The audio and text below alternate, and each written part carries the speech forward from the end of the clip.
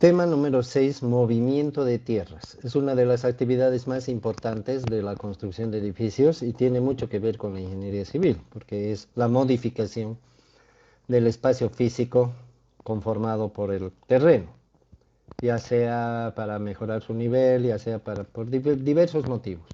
En general se llama movimiento de tierras a este conjunto de acciones que sirven para modificar, ¿verdad?, la apariencia o la disposición o la morfología del terreno.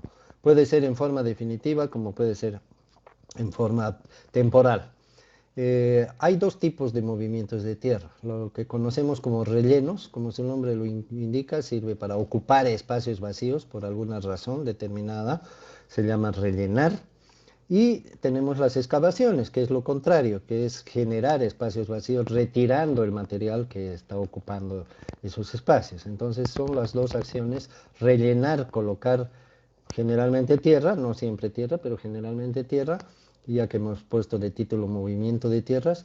Relleno, que quiere decir colocar tierra en un espacio determinado, y excavar, que quiere decir retirar tierra, abrir un espacio. Hablemos de los rellenos primero. Los rellenos se dan en la construcción de edificios en varios casos.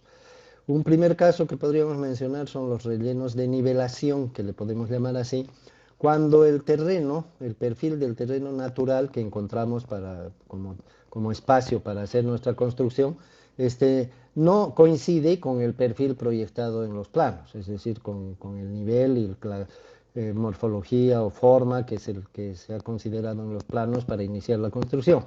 Cuando este perfil está por debajo del nivel deseado, entonces tenemos que colocar un material para llegar al perfil proyectado. Este es un caso de relleno de nivelación, se llama nivelación porque, bueno, vamos a hacer que el nuevo perfil esté nivelado, no siempre horizontal, sino nivelado de acuerdo al perfil proyectado en los planos. Algunas veces el relleno es completo, como se observa aquí, o sea, total, ponemos una capa nueva de material encima. Y en otros casos es solamente parcial, cuando el terreno tiene algunas depresiones y en algunas partes está bien o está en exceso, pero en otras está mal, tiene depresiones. Entonces esas depresiones las tenemos que rellenar para llegar al nivel deseado. Acá tenemos algunas imágenes. Esta es una tierra de relleno, material que está descargando una volqueta. Y acá hay otra máquina que ya está extendiendo ese material para justamente alcanzar un nivel más alto, ¿no es cierto? Entonces, en Santa Cruz, por ejemplo, es muy usual rellenar los terrenos cuando tienen un nivel muy bajo. Ya hemos hablado del nivel de la calle, el tema del drenaje y todo. Es muy conveniente que los terrenos para construir edificios tengan un nivel adecuado en relación a la calle y a lo que les rodea, si es que no quieren recibir el agua de los vecinos, ¿verdad? O de la calle e inundarse. Pero, obviamente, hacer notar que el relleno cuesta dinero. Aquí tenemos un ejemplo claro, ¿no? También tenemos los rellenos de reposición, le llamamos así, como una derivación de la palabra reponer. Resulta que en la construcción de edificios se hacen excavaciones, muchas excavaciones por diversas razones, pero estas excavaciones no son para dejar esos espacios vacíos definitivamente, sino que se usan esos espacios para alguna razón, por ejemplo, para construir fundaciones, por ejemplo, zapatas, para ser más específicos, y luego se rellenan los espacios no ocupados, como podemos ver aquí en la primera imagen, donde está sobresaliendo la corona o la cabeza de la zapata y su armadura, pero la zapata, para vaciar la zapata seguramente se excavó más profundamente. Entonces, este es un relleno de reposición, donde uno de los objetivos más importantes que en este tipo de relleno, además de dejar el hueco rellenado, es darle las condiciones adecuadas, porque si hacemos un mal relleno, esto se va a convertir en un punto débil del terreno, porque va a tener menos densidad que el resto del suelo y va a atraer el agua y se van a generar huecos, y con el tiempo va a haber hundimientos en el terreno, y si hay cerca una estructura, peor la cosa. Acá tenemos otro ejemplo, un pozo o aparentemente una cámara a la que están llegando tuberías, y se nota claramente que cuando se excava para cámaras, para pozos, para todo tipo de elementos que son semisubterráneos o subterráneos, siempre se excava de más, ¿no? Acá podemos ver, hay una sobreexcavación. Y una vez que se construye la cámara o la piscina o el tanque o lo que sea, se tiene que rellenar los espacios restantes. Y si este relleno se hace mal, o sea, sin restituir mínimamente las condiciones que tenía el terreno anteriormente, va a ocurrir lo mismo, ¿no? Con el tiempo, a la más larga o a la corta, van a haber hundimientos y afectaciones a las edificaciones cercanas o a cualquier elemento que esté cerca. A estos rellenos que son la reposición de cierto tipo de trabajos de excavación que se hacen, se llaman rellenos de reposición. Repasemos rápidamente qué casos pueden haber, aparte de cámaras, pozos, piscinas, tanques subterráneos, fundaciones. Hay también los casos de excavaciones que se hacen para ductos, como vemos acá, por ejemplo, acá hay, además de esta cámara o este pozo, se nota una excavación lineal que viene o va hacia allá, por donde están instaladas las tuberías. Entonces, hay también excavaciones para colocar tuberías de drenaje pluvial, tuberías de desagüe sanitario, tuberías de agua potable, tuberías de gas, tuberías que contienen cables y otras instalaciones. Entonces también una vez que se ocupa con los ductos respectivos se tiene que rellenar y se tiene que tapar, ¿verdad? Entonces son rellenos de reposición. Luego tenemos los rellenos para pavimentación. Ustedes saben que la pavimentación no es más que una superficie que se coloca encima del terreno o encima de otras capas para protección del terreno, para estética, para que no sea el piso de tierra y para una mejor transitabilidad, para la comodidad del usuario, ¿verdad? No es muy cómodo andar sobre la tierra, sobre el barro cuando se humedece o se moja. Entonces, el pavimento es una capa de protección que ponemos encima, puede ser de mortero, puede ser de hormigón, puede ser con algún tipo de material de revestimiento, mosaico, cerámica, piedra, etcétera, ¿no es cierto? Entonces a eso le llamamos pavimentación. En general hay dos tipos de pavimentación en los edificios, la pavimentación que es para áreas de circulación peatonal, es decir, donde van a estar personas, muebles, inclusive máquinas, equipos pequeños, pero no vehículos, ¿no? Entonces, esas áreas de pavimentación peatonal son los pisos de las habitaciones, los pasillos, las escaleras, las aceras y otras, ¿verdad? Entonces, normalmente eso, de acuerdo al nivel del piso terminado al que se piensa llegar, se rellena primero para tener una base adecuada y además esa base se la trata para que esté compactada, para que no se hunda, para que tenga una buena conformación, uniforme, pareja, y encima de eso recién se pone el revestimiento o el recubrimiento, ¿no? Aquí tenemos una imagen donde vemos que dentro de un marco de hormigón, que seguramente es el sobrecimiento de una construcción, se está rellenando para llegar al nivel del piso. En la imagen más al fondo de la misma foto se ven los lugares donde todavía no se ha rellenado, ¿no es cierto? O sea que este es un relleno para llegar al nivel del piso o para llegar al nivel del pavimento. Y como se puede ver, hay una compactadora ahí que le está dando las condiciones adecuadas. En este otro caso, aparentemente es una acera o algo así externo, exterior, donde también acá se ve que todavía no se ha colocado el relleno y acá ya se ha colocado el material que va a ir encima del relleno. Y se colocan límites alrededor, igual que acá, para que el material no se salga, ¿verdad? El material, para ser bien compactado, tiene que estar confinado. Y ese es el caso de los pisos, por ejemplo, las aceras. También es bueno que las aceras tengan cordones a los lados, porque si no tienen los cordones y se prepara el suelo para hacer un pavimento, con el tiempo esas aceras se van a destruir, ¿no? Porque no tienen nada que contenga el suelo que está en los costados. Va a ser afectado por la lluvia, etcétera. Luego tenemos los pavimentos vehiculares. Antes de entrar a los vehiculares, diremos que los pavimentos peatonales, como no están recibiendo mucha carga, no van a recibir mucha carga, sino solamente el peso de las personas, de los muebles y de algunas cosas, equipos menores. Entonces no es necesario que tenga mucha capacidad de soporte ni el suelo ni el pavimento. Por eso es que se usan mosaicos, por ejemplo, se usan cerámicas que tienen espesores hasta de 6 7 milímetros apenas. Y el suelo también pues, se puede hacer con un tratamiento, como se ve aquí en la imagen, con una simple apisonadora mecánica o compactadora, no se necesitan grandes máquinas, no se necesita gran densidad, inclusive ni siquiera se suelen hacer ensayos de laboratorio, simplemente un material aceptable que generalmente es el mismo que se ha sacado de la excavación y una compactación con una humedad adecuada. Generalmente ni siquiera se chequea con laboratorio, ni la humedad ni la densidad, simplemente el buen tino y el buen propósito de hacer un buen trabajo. Entonces encima se coloca el pavimento y si está bien hecho va a durar, no va a tener ningún problema. En cambio, en el caso de los pavimentos vehiculares, como su nombre lo indica, van a estar vehículos encima y los vehículos son más pesados, más grandes y tienen su carga concentrada en las llantas y peor si son camiones de alto tonelaje, etcétera. Entonces, los pavimentos vehiculares, según el tipo de carga que van a soportar, porque no es lo mismo que circulen encima automóviles o vagonetas a que circulen camiones o trailers con cargas muy pesadas o volquetas llenas de tierra o llenas de hormigón, o camiones hormigoneros, ¿no?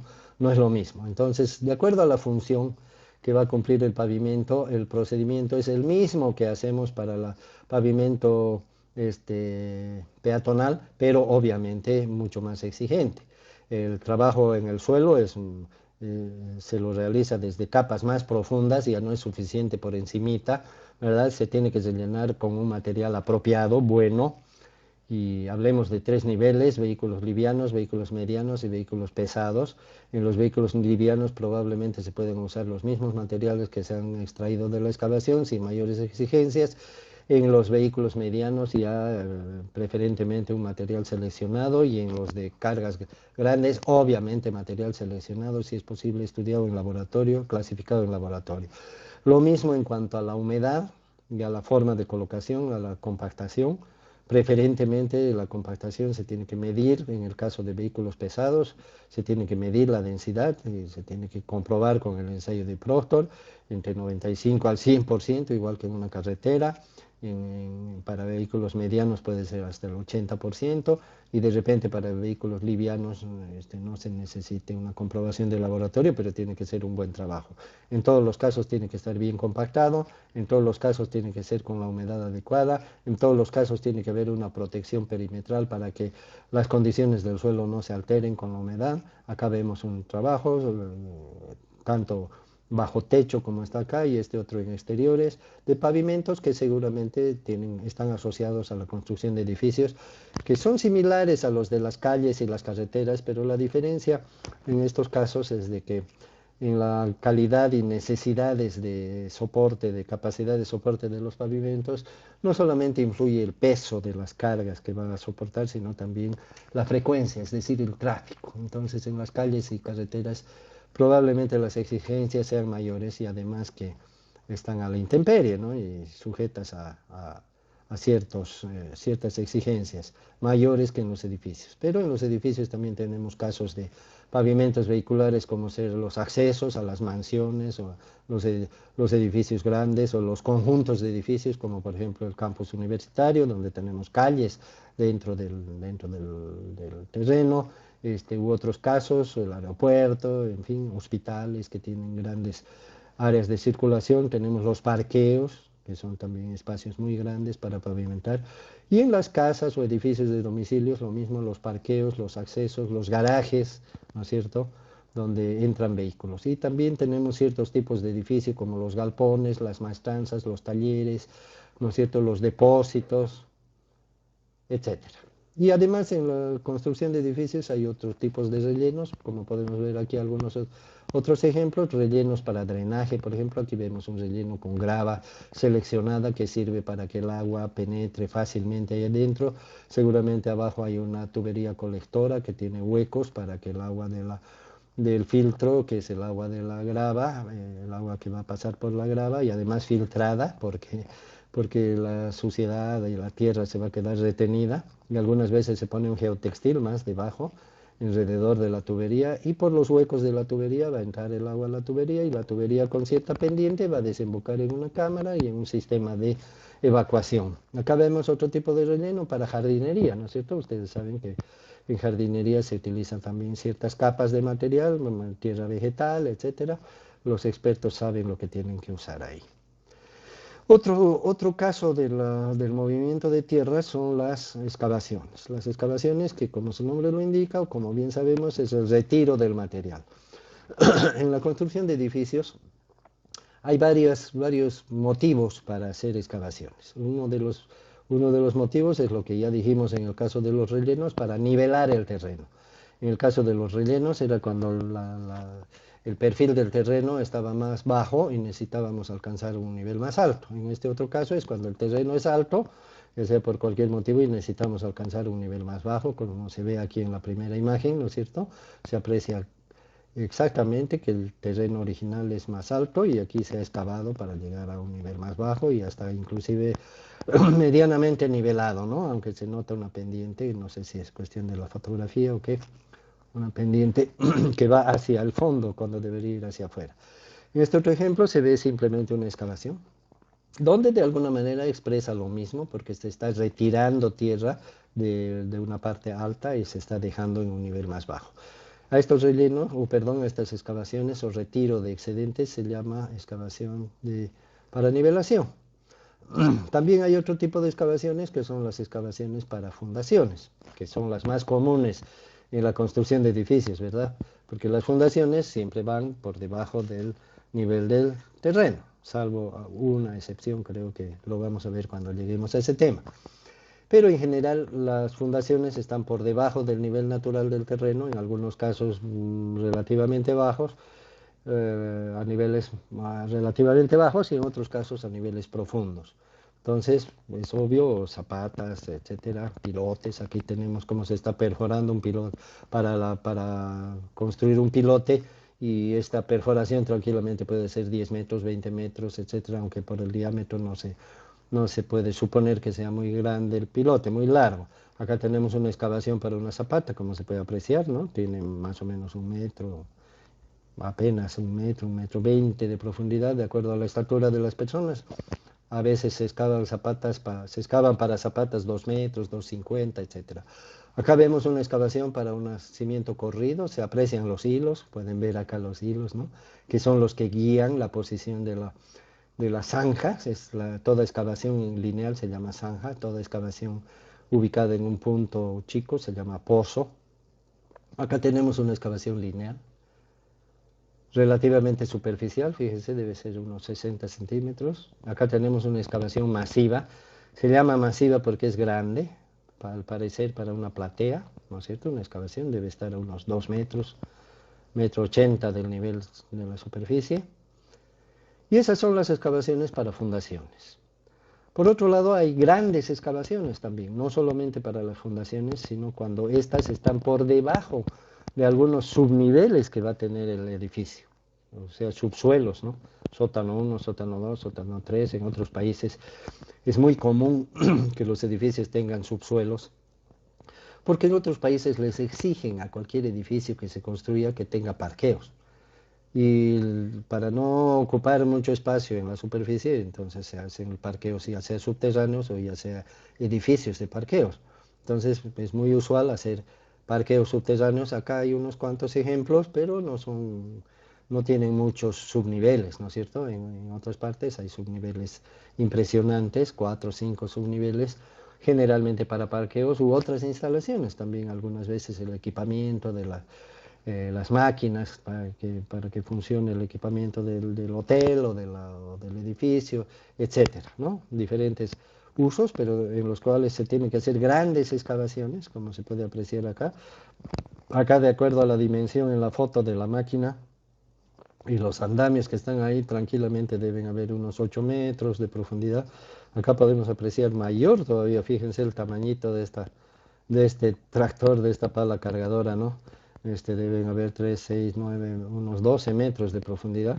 Hay excavaciones que se hacen a 20 metros, etcétera, no solamente para edificios, ¿no? Para otros fines también, por ejemplo, los trenes subterráneos. En San Pablo hay lugares donde los trenes subterráneos tienen 4 niveles, o sea, pasa un tren por cada nivel y se cruzan en ese punto, increíble.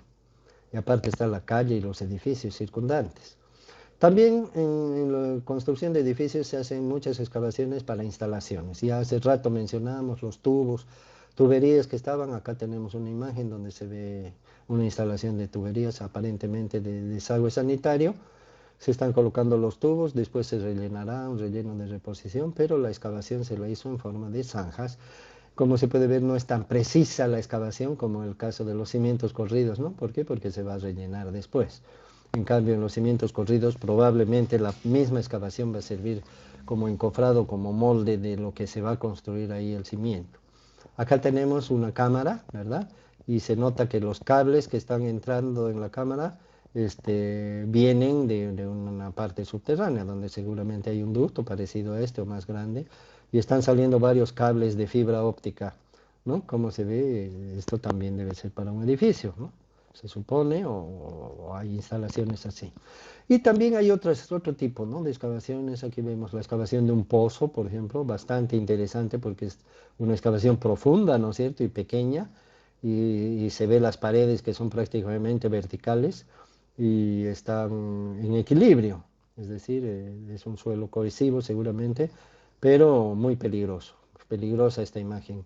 En un proyecto bien controlado, o en el exterior con supervisión internacional o qué sé yo, cumpliendo normas, esto no se puede hacer. Esta es una excavación también que se puede ver como para una cámara, ¿no es cierto? Aparentemente es para una cámara o había ya una cámara acá por la forma que se ve, pero son muy usuales las excavaciones, ¿verdad? En los edificios, en la construcción de edificios. Hay otras excavaciones también, aquí se mencionan piscinas, tanques, depósitos, pozos de absorción, pozos ciegos, drenajes, etcétera, ¿no? Acá tenemos una foto de una excavación para piscina, por ejemplo, que no es directamente asociada al edificio, pero sí está colindante al edificio o pertenece al- a las dependencias del edificio, lo podemos comparar con parte de los trabajos del edificio. Aquí hay una excavación de reparación, que también sería otra razón para hacer excavaciones en edificios construidos o en media construcción, para reparar o encontrar fallas o defectos o arreglos o modificaciones que se quieran hacer. Esta es una excavación donde se puede ver que ya se ha roto el pavimento y se está verificando el contenido.